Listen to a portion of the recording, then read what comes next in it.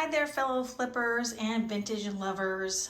Welcome back to my channel. I'm Liz. Thanks for stopping by. Today I have part 2 of a Maryland haul for you. I'll try to show you what I got and teach you what I know so far so that I can help you in your hunting adventures out there. Please remember to like, comment, share, and subscribe. It helps the channel grow and I really appreciate it. So let's take a closer look here at what we've got. So for those of you who saw part 1, which was a couple of days ago, this weekend was sort of a banner selling or buying weekend, I should say. All of the neighborhoods near me, I'm outside of Baltimore, had community yard sales, so it was a little bit crazy for the flippers and resellers to even decide where to go first. But the most important thing is just make sure you go. I apologize, by the way, because I'm in my kitchen today. I haven't even cleaned up from the last haul, and my dog's in here and he sees a lot of birds outside, so he might make a little bit of noise. Hopefully he'll behave himself a little bit. So anyway, I have a really wide range of items that I thought might be helpful to see because some of them might not be obvious flips. I'm just going to start right here. Like I said, just get started. That's the most important thing. This is, I'm going to get you the box lid. Hold on one second. I really like this print with these feathers in blue and gold. So here's the lid for this little set, and I could only find one online, and I don't think it had an available comp. So I'm not sure what the value is, but this is called table stationery. It is basically, I guess, napkins and coasters, and I honestly can't even quite tell if they're paper or very, very thin plastic, but the motif is beautiful. Apparently they're rare because I've never seen them before in 10 years of doing this. See if I can get a close-up of the print for you to see. It's really detailed too, and the gold is slightly iridescent. It's a gray day here today, and even with all the lights here, it's a little hard to see. But anyway, one of the rules I follow as a flipper is if you've never seen it before, you have to buy it. That was made famous on American Pickers, but that really is usually a good thing to follow. I won't say that I think this is super valuable and super collectible, like a $100 item, but I do think it was worth picking up, and I think it will probably sell online for maybe about $25. Now, I meant to look up this mug. It is a riot. Hopefully you can read that. Went to pee, leave this drink alone. It actually has a whistle built in, and it says wet your whistle. Now, it looks a little bit like a hobbyist piece, but it says made in Japan. And it has like a brown drip glaze that makes me think it's probably from the 70s. I can't believe with all those cocktails and all those years that this didn't get chipped. So maybe the person who owned that didn't really use it, but I love vintage barware. I always pick it up, and I've never seen that piece either. I forgot to look up comps on that one. I meant to do it before I started filming. But usually something like that could have some value. People like the mid-century bar look, the kitschy bar. And so I feel like it could probably sell online for $25, but it could be much more. I'm not sure.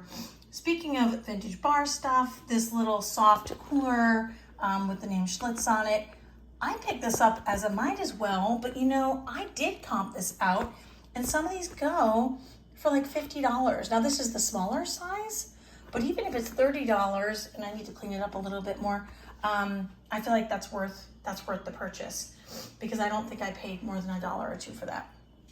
You'll notice on the table I have a few wooden items and actually some baskets over here too. The boho and bohemian style I think is still pretty current, and a lot of people do still like it. Plus people really like to have natural elements in their home. I know that I have a lot of rocks in my house, for example, and sometimes the other pickers will tease me at estate sales and say, why are you buying rocks? And I just tell them, these are the oldest things here. And they're usually not expensive, actually. I've gotten some really special things. I've gotten artifacts and things that way. So they can make fun of me all they want, I guess. I don't care. I actually love stuff like that. But I like to have wooden things in my home. You know, we haven't really lived fully indoors for all that long in the big scheme of like human evolution. And so I feel like having stone and having wood in our home actually makes it feel more homey because, you know, our species evolved with those things nearby. So I did pick up these cute kind of starburst napkin holders, not huge value, but maybe $20 for the set of 4 online. This mushroom motif is always in, and I do have another mug from this same estate sale, but I went on separate days, and so they kind of got separated. So I'll probably put those together and put them online, even though this has significant wear to the, I guess, enameling. The mushrooms are still really distinct, and I've never seen these before. Again, made in Japan. That's often a sign that something is vintage, by the way. And so I picked those up, and I love vintage mugs. I love single ones, doubles. I don't always love to ship them depending on their value. My guess is with the mushroom motif, you might be able to get $25 or $30 for the pair, even though they have significant wear. In the foreground here, we have two pieces. I believe these are Lefton, although I will say this glaze is more iridescent than I usually see on Lefton pieces, and I do buy Christmas year round. People ignore it. You know, this was May, so people were ignoring these pieces, and I don't think you should, because you're going to be sad around Halloween when you have no Christmas inventory. Plus, there's always the Christmas in July thing, so now I have time to get these listed. You can see the remnants of, I believe, the Lefton sticker, which is often red and gold, and you can't see it very well, but there are 4 numbers on this piece. That's also another sign that you have a Lefton piece. These are often chipped, but neither of these are chipped. And so I think these would be pretty good sellers. People love being able to decorate, put out candies or appetizers on those kinds of things. Okay, in the foreground, I have one of my guilty pleasures, which is vintage ephemera. These 2 booklets are from the 1940s. Not a huge resale value, but maybe more than you would expect. If I were to sell this one online, it was about $20. And these are like about growing up and, quote, becoming a woman, end quote. And so they touch upon delicate subjects during that era in a way that can be kind of amusing and entertaining. Often vintage ephemera doesn't have a huge resale value, but I feel like it's my job to save it from the landfill, which kind of gets me into trouble with my death pile and storage, but I like saving these things, and these don't take up a lot of space, luckily. If you look back here, I had been talking about the bohemian pieces. Laura Caldwell often features candle holders made of wood. She talks about having natural elements in the home too. This looks a lot like teak. I think that for some reason, someone told me once that good wood is a little bit different from teak, but you can see it does say genuine teak on it. And the wood grain's beautiful. And you could even use it for like a lot. It doesn't have to be for a taper. You could use a bigger candle in here, or you could put a little potted plant in there if you were good with plants, unlike me. I think I'm actually going to show you this jewelry box next. I'm sure you've seen these Japanese jewelry boxes. I think they were popular in the 50s and 60s. My mom had one. This one has a gorgeous peacock on the front. The music box still works. You can hear it playing. It's not wound up, so it's not that it's broken. It's just that it isn't wound up right now. Unlike me, I had an espresso before this, so that should be interesting. But this has these cute little, like almost like a little cupboard, a little drawer with the original tassels. And it's got this sort of like, almost like a corduroy velveteen lining. And then the mirror is painted as well. So this is a really cute piece. This one has a couple of hairline cracks in the lid, but it's still really quite good conditioning with a little bit of chipping, which could be touched up quite easily. This piece, I haven't comped out this exact piece, but look for fruit and vegetable motif items. Everyone passed this piece up at this estate sale. This was the last day and like the last hour of this estate sale. And I actually know, I'm almost positive that this is a well-known artist. I think her name is Patricia Gardner, and I meant to look that up too. But anyway, if you Google like eggplant vase, I've had other vases by her too, other vegetables that were actually extremely valuable, and I missed it too. So remember a few videos back, I talked about just keep looking. You know, my mantra is never stop searching, and that goes for every day and in looking for goals to reach for in your life, but it also goes like, it is worth going to an estate sale the last day. Again, I'm not 100% sure if her name is Patricia Gardner. I apologize. She should be easy to find. But I think her vases go for like $75 to $100. And I think I might have paid about $1 for that eggplant vase. So last hour of the sale, there it was. I didn't talk too much about values on some of these pieces. The little candle holder, probably like, it could be 15 to 20 online. I doubt that I'll ship that piece, because by the time I ship it with free shipping, I'm not making much of a profit for my time, and I pay taxes, so and fees as well. These pieces I didn't look up, but I would guess probably like 20, maybe to 30 each, or maybe like 40 for the pair, something like that. I picked this up because I find that vintage and unusual religious items often get a lot of attention, and this is like a block print. I don't know if this was, I guess this was hand carved by somebody, not a mass-produced piece. And I like it as a decorative piece. Like, I think that would be really cool on a mantle at Christmas time. I didn't comp it out because I've never had one of these. I don't know if anyone else has sold one online, but I feel like vintage religious items, when they're unique, like a Sacred Heart, sometimes the more intense the visual is, the better they sell. This piece was easy to recognize. If you watch The Crazy Lamp Lady, there's my dog down there. If you watch The Crazy Lamp Lady, she often picks up Salmon Falls pottery. It's got this like textured blue glaze, super cute graphics. This is like a teddy bear decorating Christmas tree, and the mark is really easy to see on Salmon Falls, thank goodness. This one has sort of like a manufacturing crack, but I don't think people use these that often for water anyway. I haven't tested it to see if it's water safe, and those sell really well. I want to say that the last one I sold that was similar to that was probably about $60, and I think I paid about $7 because it was the last day of the sale. These elephant bookends are wood. I don't know what kind, if they're teak or not. They kind of have that boho vibe. The elephants flip up, and I thought those were really cool for like a mid-century or bohemian space. I feel like bookends do sell really well on most platforms.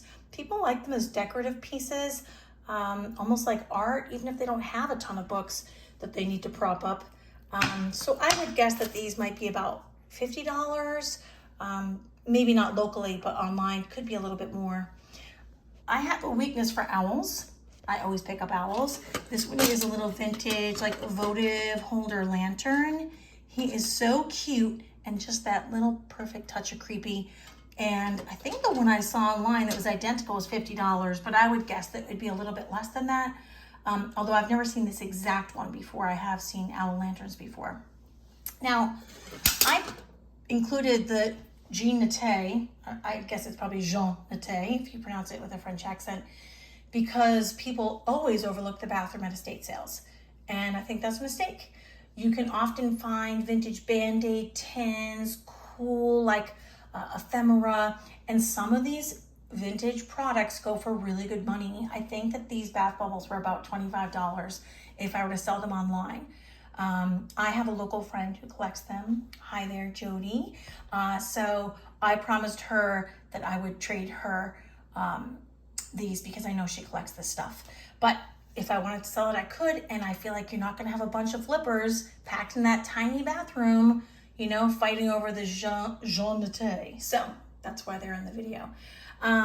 Vintage canisters, people have been loving these for years. These have seen better days. This was the last day of a different estate sale. So you can see the sugar one has significant wear, but how can you resist the pink and gold canisters? I definitely couldn't. I'm thinking 1960s, and these don't have to be used for tea, coffee, and sugar. You can put them on a shelf and put your handkerchiefs in them. You can put them in your bathroom with Q-tips. So, you know, you can think outside the box or inside the canister. I don't know if there's a good joke in there somewhere. I just don't know what it is. I included this chamber pot here, not because I was super in love with these graphics, which are kind of traditional, and I don't usually buy chamber pots, but when I saw this in the store and it said, "I see you," I just couldn't resist. That really taps into my a little bit creepy, kind of cool vibe, and I just think it's kind of funny actually that when you're passing water in the middle of the night, you have a painted eyeball staring up at your yeah, well, you get the gist of it. Anyway, I haven't found one exactly like that. but they do have some value when they have that sort of intriguing eyeball motif. I included the ceramic pig, not because he's a huge value, but I wanted to make a point about the fact that sometimes things you grew up with are now cool. The blue ribboned goose is an example. I passed up some blue goose tumblers in their original box, and when I comped them out later, I cringed. Now, when I saw them, I also cringed because I remember when those were cool. And so like, I haven't recovered from their initial not being cool. I think they were cool in the 80s, 90s. And so then I remember when they weren't cool anymore. Well, guess what? Those are back. And these were very popular. I want to say these were popular in the 90s. Don't quote me on that, but keep your eye out for things you recognize, even if they make you cringe, and you can comp them out and find out for real if they are back, if they are collectible again. And it doesn't always matter how you feel about the item. Sometimes you just feel good about the money you get for it. In general, if you're drawn to something, of course you should buy it. Buy what you like, buy what you love. If you get stuck with it, you won't mind. But don't rule out things that might make you kind of feel a little strange, like, you know, acid wash jeans or something. Okay, just a couple more things here. I have these little nesting baskets. This is way outside my wheelhouse. This is, I thank Laura Caldwell for this. These just were so cute. They actually reminded me of being a kid because I think my mom had the same ones. Not huge value, maybe $20 for the group. They look super cute. They'd be great with some of these wooden pieces. And you obviously can either stack them up or set them on a shelf together and store whatever items you wish in those. Plus, nesting things are always so cute, you know, like those Russian dolls. So cool. All right, the last couple of things I think I'm gonna show you guys are maybe things that you would pass up. So I'm always drawn to vintage scarves, probably because my mom wore them and gave them to me at one point. I do still have some of those. This one has its original tag. This one is all silk. I don't know if Cravenette is always silk. I think I've bought some in the past that were more like, I don't know, polyester, but this one was never worn. Beautiful florals, and I would guess is probably worth $25 online, and what a nice easy ship that is. Light, thin, not fragile, love that. Vintage hankies. This one happens to be silk in one of my favorite colors. It's kind of like a purple cobalt. I think that one's silk anyway. Yep. And that one's hand rolled in Japan. So I don't know if I'm going to keep that one or sell it. I think they're probably worth about $10 a piece. This is that thinner fabric. I really like the cotton ones with these beautiful, look at the crocheted edge on this. And the florals too. These are kind of my favorite, and I actually keep a handkerchief now, which I used to think was kind of gross, but it does come in handy. Hence the name Handkerchief, I guess. I don't always buy things that have names on them, but I have an old relative with this name, so I kept this one, and it does have the original sticker. And this is another really pretty scarf. Let me see if I can spread this out for you guys. I don't think I can do it great with one hand, but look at this beautiful dancing woman. So I bought this one. It may only be worth like $18 to $20, but again, it's an easy ship. Not that hard to photograph. You just get the measurements real quick. Yeah, that one's pretty easy if you wanted to make money and keep it for yourself. Give it to some dancing queen friend of yours. And this one's lovely too. I don't know if these are hydrangeas, but that's what they remind me of. These bunches of hydrangeas and this print along the border. And I don't remember if that one has a tag. I feel like people pass those up, so I'm making a mess over here. The last thing I wanted to show you is something else that people often pass up. I actually didn't even know these were here. I thought it was a box of handkerchiefs.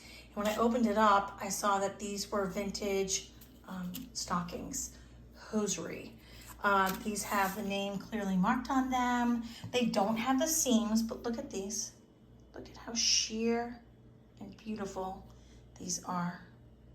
It almost makes me want to wear stockings. Almost. Not quite. These sell pretty well. These have their original box. I think the last group I sold, or pair that I sold for like maybe $30, maybe a little bit more online. And again, how easy is that to ship? So hopefully this was a good little tour, give you guys some ideas of things that you should keep an eye out for, things that might be easy to ship, things that are trending, maybe think outside the box a little bit. I really appreciate you guys joining me today. Please make sure to like, comment, subscribe, and share. It helps the channel, and I really am so grateful for all the support I've gotten so far. Remember, when you go out there, the most important thing is to have fun. And then the other important thing is to never stop searching. Bye.